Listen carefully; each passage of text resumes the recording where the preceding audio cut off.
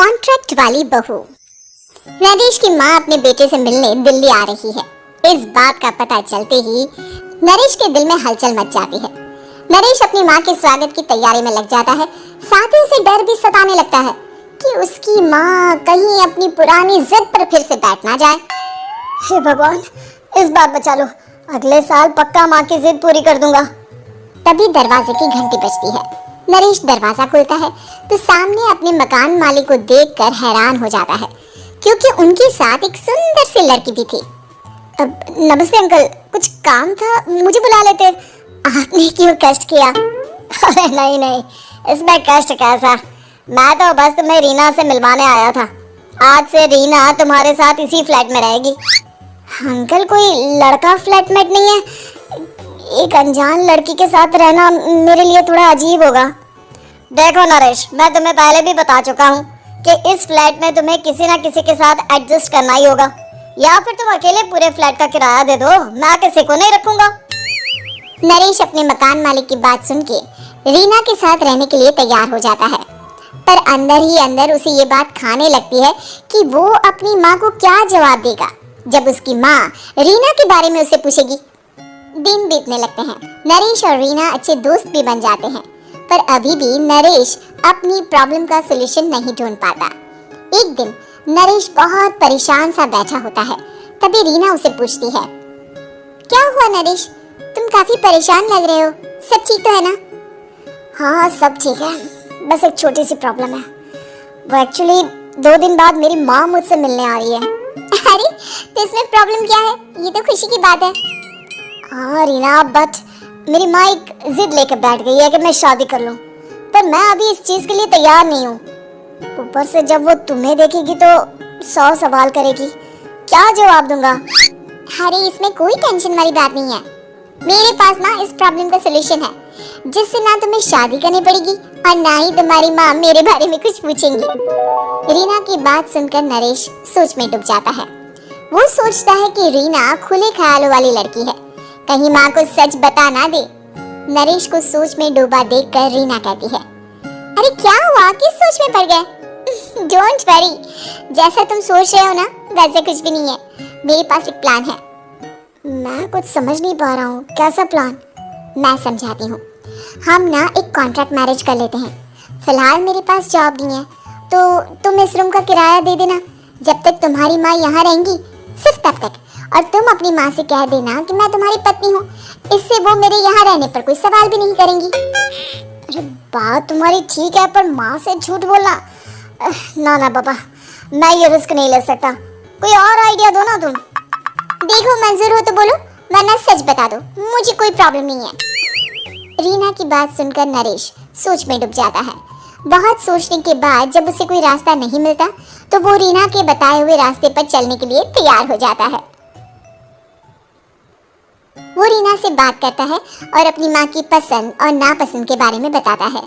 रीना भी नरेश की सभी बातों को ध्यान से सुनती है, ताकि कहीं उससे कोई गलती ना हो जाए। आखिर वो दिन भी आ जाता है जब नरेश की माँ उससे मिलने दिल्ली आ जाती है। नरेश अपनी माँ को फ्लैट पर लेकर जाता है। जैसे ही नरेश की माँ फ्लैट के अंदर जाती है, रीना उसके पैर छू लेती है। ये देखकर नरेश की माँ थोड़ी घबरा जाती है और नरेश से पूछती है, अरे बेटा नरेश, ये कौन है? माँ, ये आपकी बहू रीना है। माफी चाहता हूँ, सब कुछ इतनी जल्दी में हुआ कि आपको बता ही नहीं पाया, इसलिए सोचा कि क्यों ना आपको सरप्राइज दिया जाए। अरे बेटा, मैं तो बस तेरा घर बसा हुआ देखना चाहती थी। हाँ, बहुत अरमान थे अपनी इकलौते बेटी की शादी को लेकर, लेकिन कोई बात नहीं, शायद किस्मत को यही मंजूर होगा। ये कहते ही नरेश की माँ रीना को गले लगा लेती है। रीना बेटिया, मेरा बेटा ना थोड़ा नादान है, पर तुम काफी समझदार लगती हो, और मैं जानती हूँ कि तुम इसका बहुत अच्छे से ध्यान रखोगी। माँ आप चिंता मत कीजिए, मैं सब संभालूंगी। नरेश की माँ अपने बहू और बेटे के साथ खुशी खुशी रहने लगती है। दिन बीतने लगते हैं। नरेश की माँ और रीना का रिश्ता बहुत मजबूत होता चला जाता है। वो दोनों सारा दिन एक साथ रहती और खूब बातें करती। इधर साथ रहते रहते नरेश और रीना भी एक दूसरे से प्यार करने लगते हैं। दोनों को इस बात का एहसास हो जाता है, फिर भी वो इस बात को छुपा कर ही रखते हैं। एक दिन नरेश की माँ और रीना शादी के बारे में बात करने लगते हैं। रीना बिटिया, ये तो नरेश ने मुझे बिना बताए शादी कर ली, वरना मैं तो अपनी इकलौती बेटी की शादी इतनी धूमधाम से करती कि सारी दुनिया देखती रह जाती। अच्छा माँ, आप ऐसा भी क्या करती नरेश और मेरी शादी में जो दुनिया देखती रह जाती?